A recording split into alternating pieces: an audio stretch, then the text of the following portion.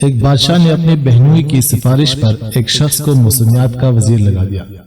ایک روز بادشاہ شکار پر جانے لگا تو روانگی سے قبل اپنے وزیر موسمیات سے موسم کا حال پوچھا۔ وزیر نے کہا کہ موسم بہت اچھا ہے اور اگلے کئی روز تک اسی طرح رہے گا، بارش وغیرہ کا قطعاً کوئی امکان نہیں۔ بادشاہ مطمئن ہو کر اپنے لاؤ لشکر کے ساتھ شکار پر روانہ ہو گیا۔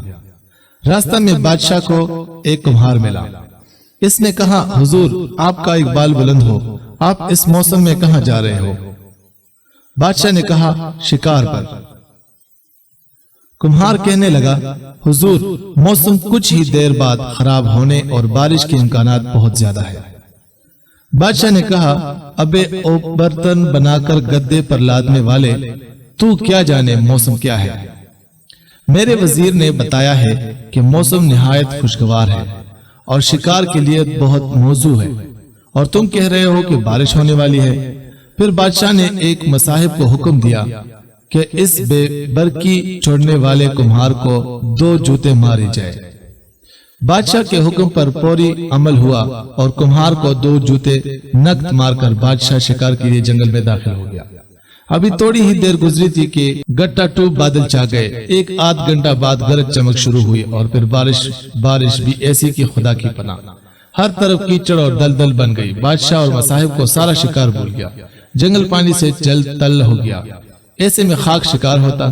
بادشاہ نے واپسی کا سفر شروع کیا اور برے حالوں میں واپس محل پہنچا۔ واپس آ کر اس نے 2 کام کیے۔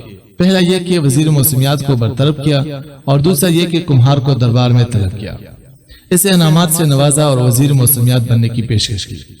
کمہار ہاتھ جوڑ کر کہنے لگا، حضور کہا میں جاہل اور ان پڑھ شخص، اور کہا سلطنت کی وزارت، مجھے تو صرف برتن بنا کر بٹی میں پکانے اور گدے پر لاد کر بازار میں فروخت کرنے کے علاوہ کوئی کام نہیں آتا۔ مجھے موسم کا رتی برابر پتہ نہیں۔ ہاں البتہ یہ ہے کہ جب میرا گدا اپنے کان ڈھیلے کر کے نیچے لٹکائے تو اس کا مطلب ہے کہ بارش ضرور ہوگی۔ یہ میرا تجربہ ہے اور کبھی بھی میرے گدے کی یہ پیشن گوئی غلط ثابت نہیں ہوئی۔ یہ سن کر بادشاہ نے تاریخی فیصلہ سناتے ہوئے کمہار کے گدے کو اپنا وزیر موسمیات مقرر کر دیا۔ مورخ کا کہنا ہے کہ گدوں کو وزیر بنانے کی ابتدا تب سے ہوئی۔